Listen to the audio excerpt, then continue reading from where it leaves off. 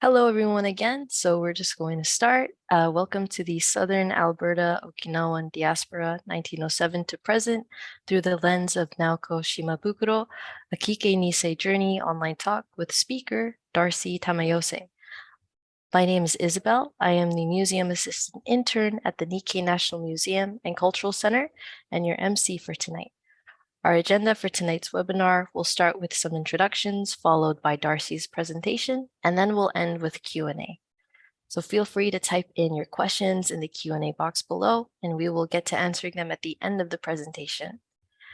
Our mission at the NNMCC is to honor, preserve, and share the history and heritage of Japanese Canadians and Japanese culture in Canada.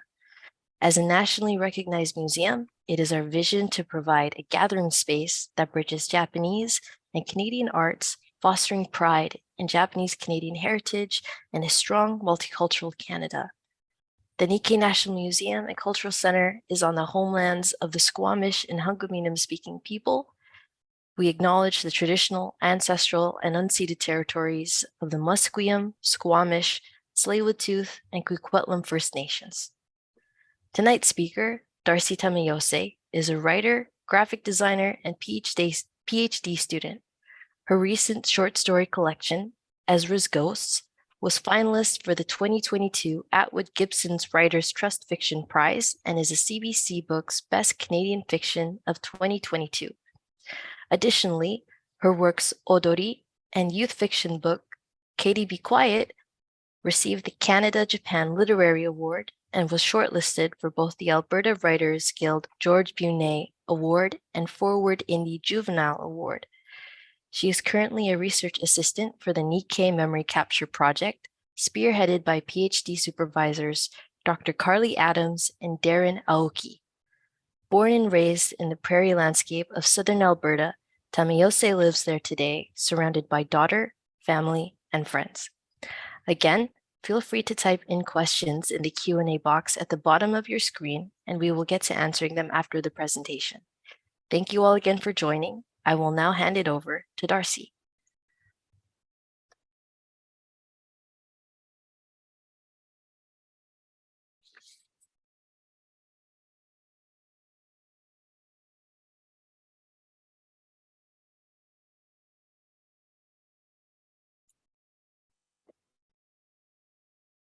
Hi, Isabel.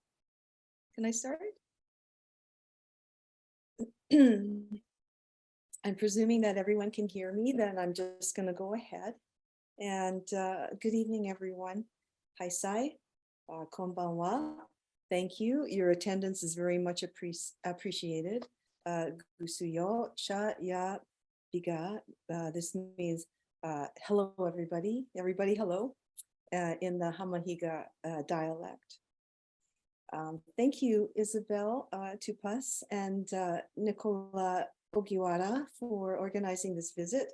I'm delighted to be making this presentation to family, friends, colleagues, and members of the Nikkei National Museum and Cultural Center of Canada. There are two parts to this presentation. The first 40 minutes is on the Okinawan research, which includes a 3-minute video. And in the last 10 minutes, I hope to answer any questions and engage in a bit of conversation. I hope everyone can hear me. This presentation focuses upon my master's thesis conducted under the supervision of Dr. Gideon Fujiwara, who is the Asian Studies Specialist in the History Department at the University of Lethbridge. And my current PhD student research expands upon this master's thesis by incorporating interviews with families whose roots tied to the 1907 wave of Okinawan Canadians who came to live in southern Alberta. And I'm looking forward to that stage of the PhD journey in a few months after my comprehensive examination, which I'm in the midst of right now. I'm going to share the screen right now.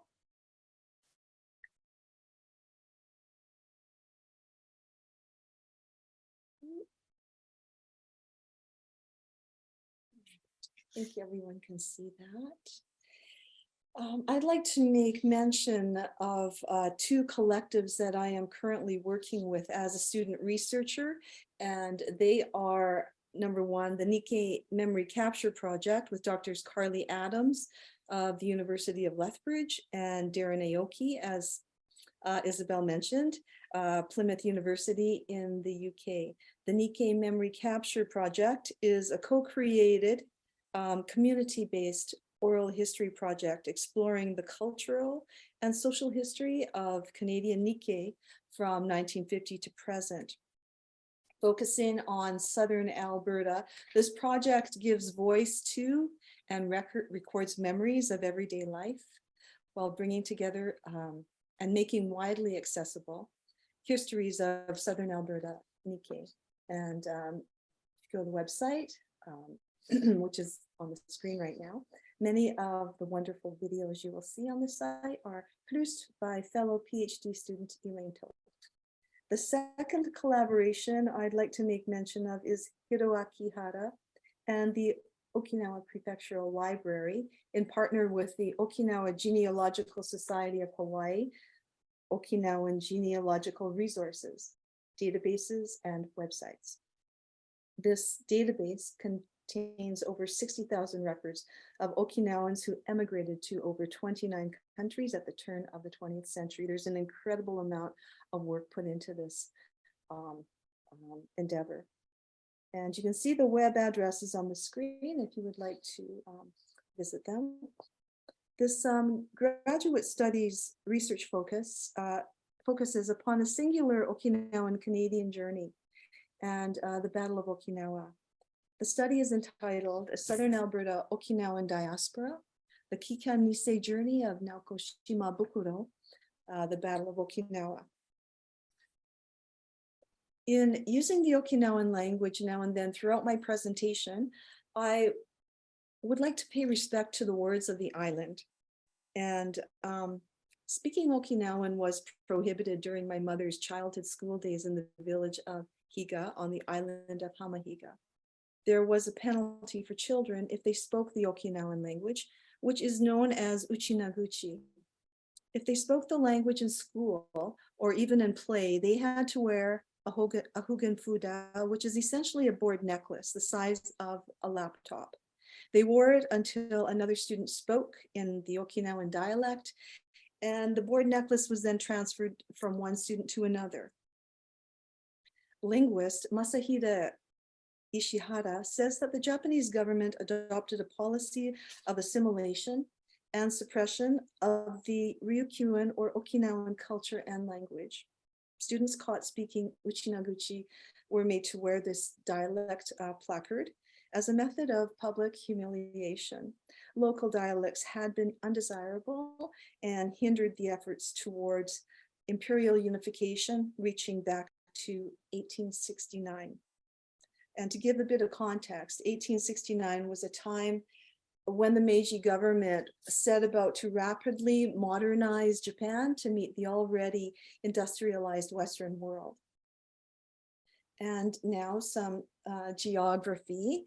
So where is Hamahiga Island? In this map, you can see where the Japanese prefecture of Okinawa is situated amid the Ryukyu Islands between China, Taiwan, and Japan, with South Korea above. Okinawa is the largest island in an archipelagic chain known as the Ryukyu Islands or the Nansei Shoto, the Southwest Islands. The Ryukyus are in that stretch of pink area, the dots, from Osumi Islands near the bottom tip of mainland Japan, down to the Yaeyama and Miyako Islands near Taiwan. To the east is Daito Islands, and to the west near China are the Senkaku Islands, which are presently in territorial dispute by China, Japan, and Taiwan.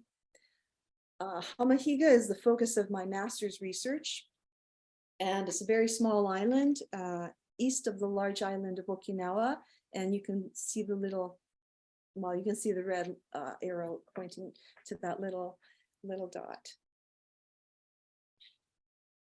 In 1907, a group of 152 Okinawans, the largest wave, came to Canada as part of a labor diaspora, initially marked for work with the Canadian Pacific Railway.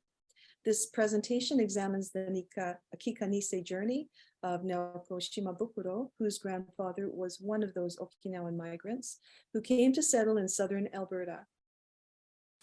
Others that came to this area from that 1907 group included Okotake, Nakama, Iga, Miyashiro, Miyagi, Teruya, Goshimo, to just name a few. And some of these families will be part of my PhD interviews. These Okinawan Issei made their way from the scatter of Ryukyu Islands to the Canadian prairies to work on the railroads, coal mines, and farmlands. And I want to make mention of some of the villages and towns that they came from: Nago, Yomitan, Yonashiro, Kin, Katsuden, Onaka, Iga, Haneji, Shatan, Motobu, Tomishiro, Heiana, Ogimi, Urasoe, Nakagusuku. When addressing identity in the West, particularly with the 1907 Okinawan Canadian diaspora, race discourse is unavoidable. And as John Price states in Orienting Canada, Race, Empire, and the Trans-Pacific, once broached, the concept of race demands serious attention and a close examination of its impact.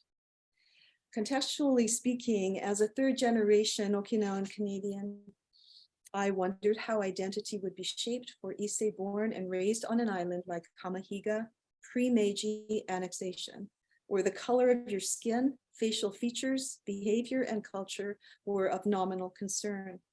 What would it be like to have little choice based upon socio-economic circumstances, but to leave that island and migrate to a country where upon arrival in September 1907, anti-Asian riots and violence abound. There's no hiding because your skin and facial features signify you as the target and a growing threat to a pre-established white livelihood and nationhood. You have left economic oppression and became part of a labor diaspora, contracted for railway and coal mine work in Canada. Hiroko Matsuda explains in her book, Liminality of the Japanese Empire, Border Crossings from Okinawa to Colonial Taiwan, that the forced 1879 annexation of the Ryukyu Islands was the first step in Japan's imperial expansion. Over the following decades, Okinawan migration began in earnest. This movement was primarily a result of the growing instability of Okinawa's economy, which was set in motion by the government's encouragement towards, for example, monocultural production specific to sugarcane. But there was much more. As Ronald Y. Nakasone explains, the Meiji government burdened the islanders with severe taxation measures. As example, in 1882, 665,275 yen was collected, but a disproportional 455,136 yen was reinvested in the newest prefecture of Okinawa. There was no prefectural representation for islanders in the Japanese diet until 1920. So for the common islander, Okinawa state, after Meiji annexation, became a matter of surviving the process of extinguishing uncivilized, quote unquote, Okinawan customs and bearing the economic challenges brought on by modernization measures. It was almost impossible to navigate. And Nakasone aptly puts it, just as today, when the geopolitical interests of the US-Japanese alliance have precedence, Okinawans had virtually no voice in their own affairs. And so economic depression became cyclical, the matter of population was pressing, and the lack and loss of farmland strained matters. To find viable work and income, islanders began to look at overseas migration, but If the Okinawans that left their island in 1907, seeking freedom from oppression and in search of equity, thought a more level playing field in Canada could be found, that would not have been apparent upon landing in 1907 on the west coast of British Columbia. With this in mind, any global comparisons made with regard to Okinawan Canadian construction of personal, collective, and historical identities must factor in historical racialization that took place in a white majority society such as Canada and the Pacific Northwest leading up to the beginnings of the Okinawan and Asian arrivals in 1907 and beyond. This would be the largest group from Okinawa to enter the country, for in 1908, the Hayashi-Lemieux Agreement would restrict immigration from Japan. And so meanwhile, between 1909 and 1935, Roy Masayoshi Urasaki explains that wives and children of the Okinawan immigrants came to settle in the southern Alberta area, gravitating to Hardyville, situated just north of the city of Lethbridge. The hamlet became a haven for Okinawan Canadians. But Urasaki adds that there was a point in time when Hardyville was known as Okinawa Village. And I just wanted to touch upon my methodology and literature for the master's thesis. And in the first semester of the master's program, I had a course called historiography. There were so many texts in this class and seminal reads, such as Pekka Hämäläinen's The Comanche Empire, Leroy Ledure, Peasants of Languedoc, and E.P. Thompson's The Making of the English Working Class, to name a few. But the one that I have referred to over and over again is Michel Wolfe-Trio's Silencing the Past, Power and the Production of History. The following quote is from Trio's book, and it serves to remind that history is malleable and it can be revised by a humble voice or a broken artifact that has been excavated. History is the fruit of power, but power itself is never so transparent that its analysis becomes superfluous. The ultimate mark of power may be its invisibility, the ultimate challenge, the exposition of its roots. This master's thesis research that I'm presenting today is about one of those lesser heard voices in war scholarship. Kika Nisei, civilian, female, child, elderly, a double minority in a double diaspora. It's a voice that can often slip quietly through the interstices of history, whose evidence remains unearthed and testimony unheard. Perhaps caught in between countries as a casualty, off the record, silent, and as anonymous as number 25. So number 25 is in reference to her name when she was a waitress in post-war. Her name was 25. Through Naoko's lens, the research addresses this understudied experience. This thesis investigates and contributes to Okinawan Canadian research through, number one, connection between the geographies of southern Alberta and Hamahika Island. Number two, Naoko's eyewitness account of the Battle of Okinawa. And number three, Canadian Sansei self-reflexive exploration of generational cultural transference and related critical thought. And I'll just go into the Battle of Okinawa now and the casualty statistics. The Battle of Okinawa, Matthew Allen explains, was among the bloodiest and most savage battles of World War II.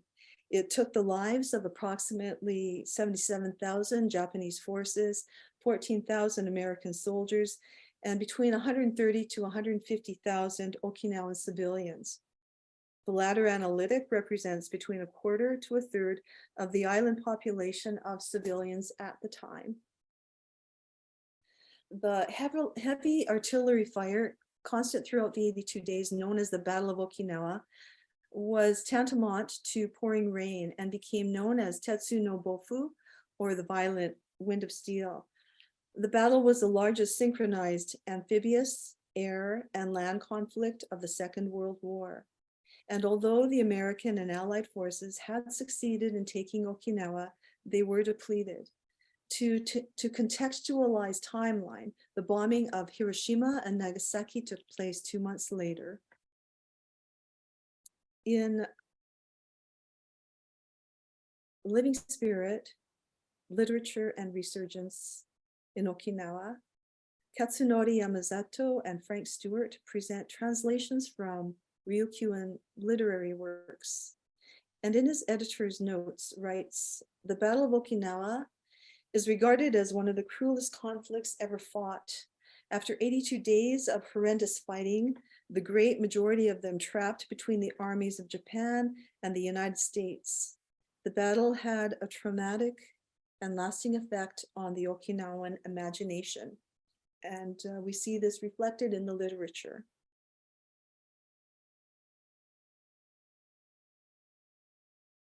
This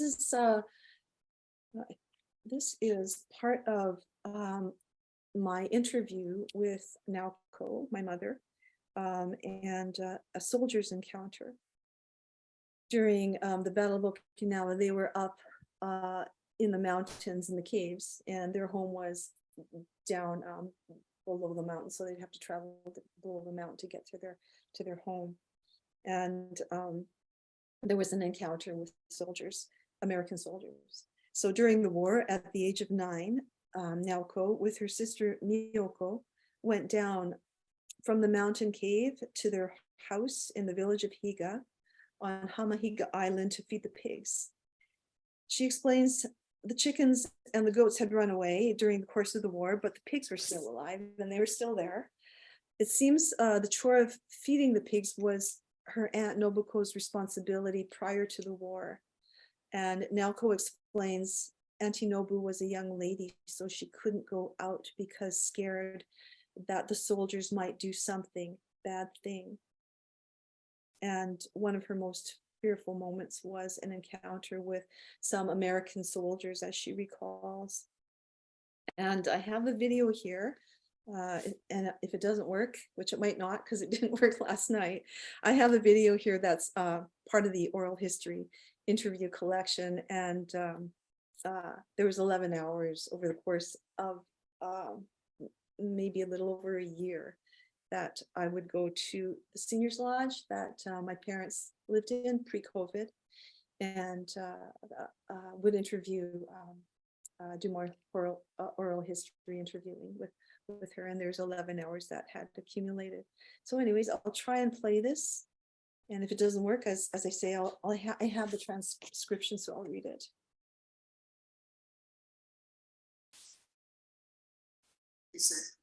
And there's 4 soldiers in the Japanese soldiers? No, soldiers. They walked in when you were making the pig's food? Yeah, and then they comes in, and then they were I still remember this flashlight, the outfit. They look like one of those belt things. Yeah. The flashlight, and they got a canteen, and the rifle on it, and then a soldier's hat. And then they kind of poked us with a rifle. They poked you in the hand with the rifle? The end of the rifle? Yeah, you know, the end of the rifle pokes like this. I'm sure that Miona was shaking like this. And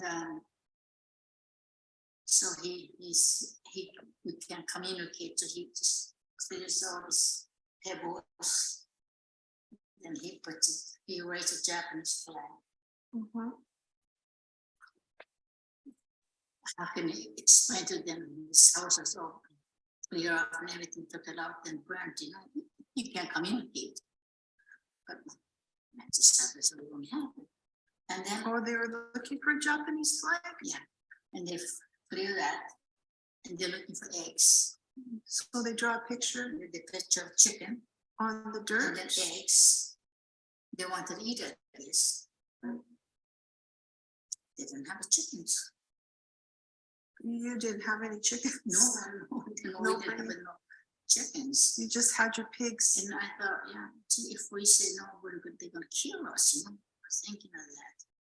And then Grandpa and Mama, I don't know why it was 2 of us always have to go feed the pig. My grandpa when he come back so happy he's still alive, you see. What happened to those soldiers? Huh? They just walked No, away. just go to the next door to door, Oh. looking for food or looking for something. I think some people probably souvenirs to take it home. The flag, I thought maybe was a Yeah. souvenir. We didn't have a flag. Somebody didn't have a flag. Well, you're Canadians too at the same time. But then it was quite a bit after the wars ended and they landed. Oh, then it was okay then. They knew the grandpa. Actually, when this American soldier came in and shot his grandpa's lion, Shisa, Yeah. Shisa, and grandpa, man, he swore in English. And then right away he grabbed the grandpa and put him down. Yeah. And grandpa was on his knees, hands on his knees. You saw that? I saw that. Just you? No, everybody saw it. Oh, everybody. Auntie and uncle. You're in the house or? Auntie was in the house too. And then, so when they had that grandpa, you know, like the rifle in his back, you speak English, you know, you spy. And then Auntie comes up. Auntie Nellie When I or was- Auntie Nellie, Nellie? Nellie. I said, when we spy, we used to live in Canada. Mhm. And then after they talking and they got friends.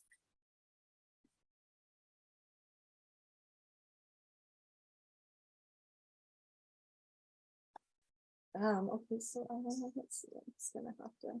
They said,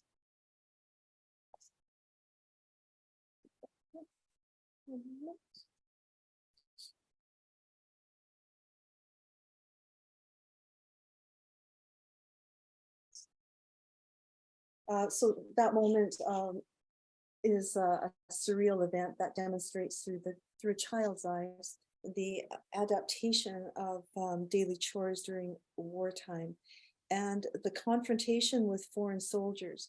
As Naoko mentioned several times in the interviews, she had never seen Americans prior to the war. Of course, she would have seen them in Canada prior to the age of 2 before she was sent to Hamahiga, but she didn't remember. She recalled how amazed she was to see people of dark and light skin colors and to see such big people. The context of a child's perception of communication and symbolism are also articulated in the testimony. The drawings of the flag, chicken, and egg had a clear impression that remained for 75 years. Even during the interviews, it was evident that drawing with a pen on paper or a napkin in order to explain her message or use of gestures, or even to sing alongside speech was a form of multimodal communication delivery that she was comfortable with and evidently felt was overarchingly the most effective manner of expression. And there are other significant assumptions in her testimony, including the American soldiers' search for a flag, a Japanese flag. They may have been searching for spies or wanting a Japanese flag as a souvenir, as we had discussed. And the testimony also serves to demonstrate the scarcity of food for not only civilians, but the American soldiers.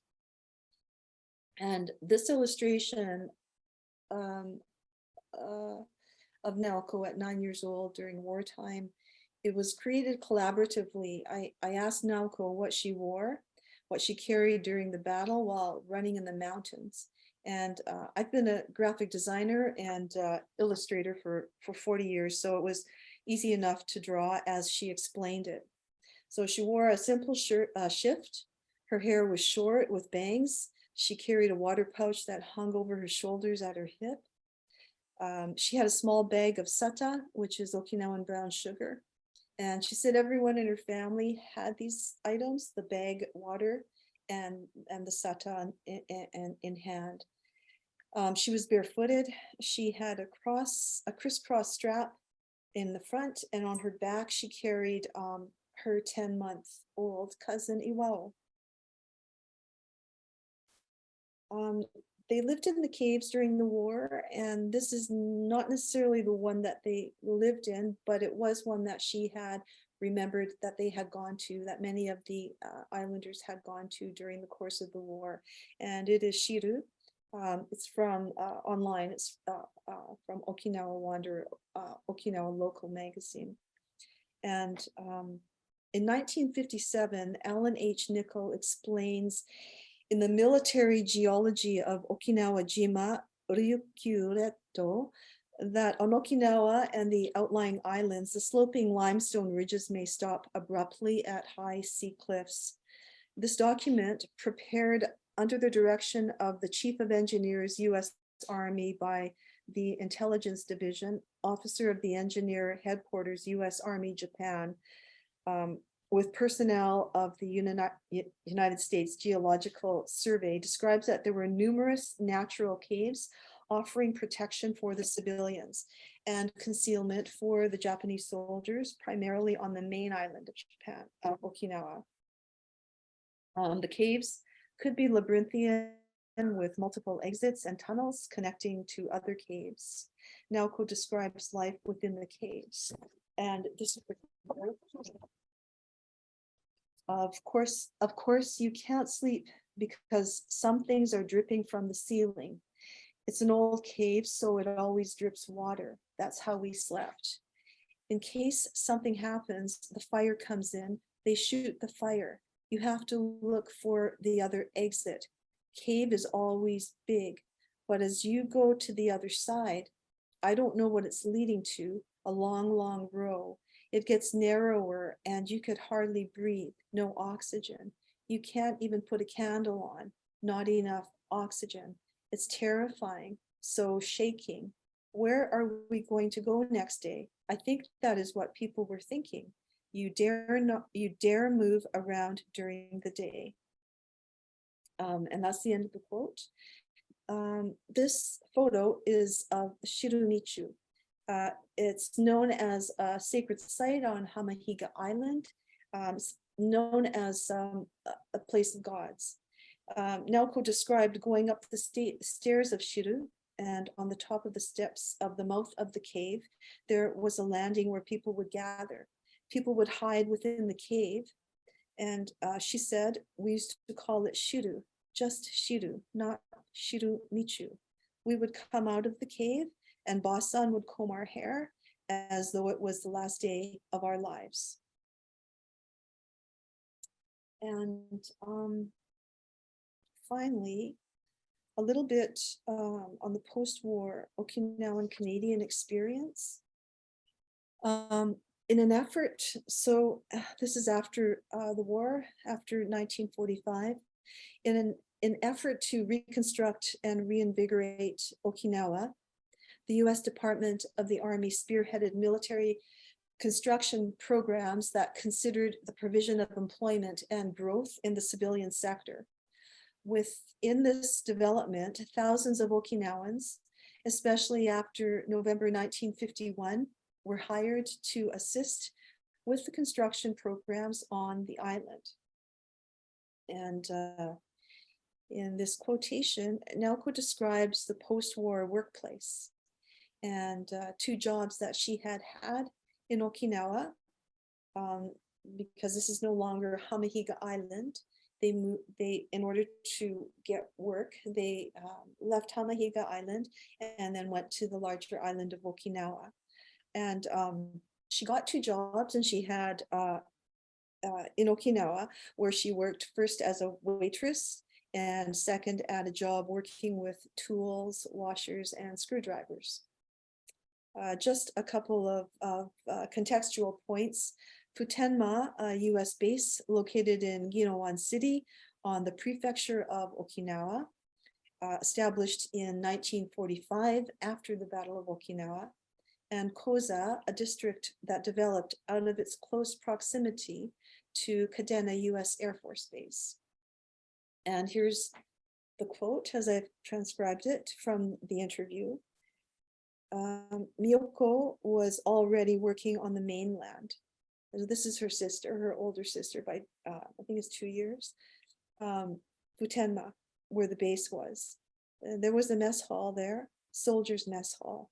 Miyoko, or Mio, was working there, American soldiers. Miyoko got me a job before we go, till we go, come to Canada. And then, you know what? We lived in Koza. Come to think of it, I did go to places, catching the bus early in the morning, Koza, catching the bus to go to the American, all these washers and screwdrivers places. Americans are building tools, tool things. Yeah, I worked there just for a while. Miyoko said, "You've got to work until we leave here," which meant until the return back to Canada. So I did work there, caught the bus early in the morning, 17.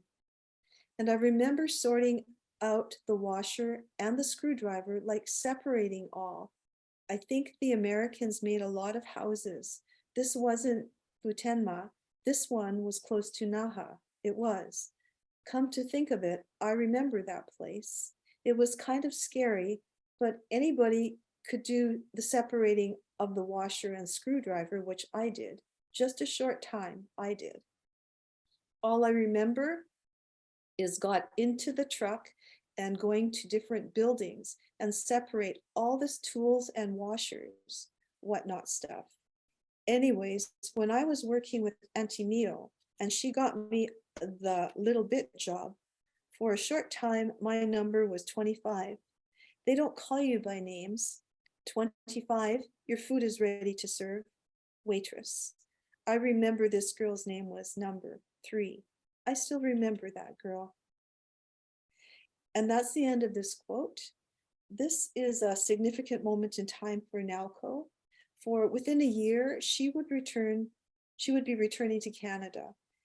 And as the interviewer, I was also reminded of how much I appreciated her memory detail, as she remembered, for example, her number as a waitress. My number, she said, was 25. They don't call you by names. So just coming down to the end of my presentation. In conclusion, beyond presentation of an Okinawan Canadian diasporic dynamic that oscillated between Hamahiga Island and Canada, beginning in the early 1900s. In this presentation, I have sought to simultaneously expand the understanding of the pre-war, wartime, and the post-war Battle of Okinawa experience through an undocumented Kika Nisei voice.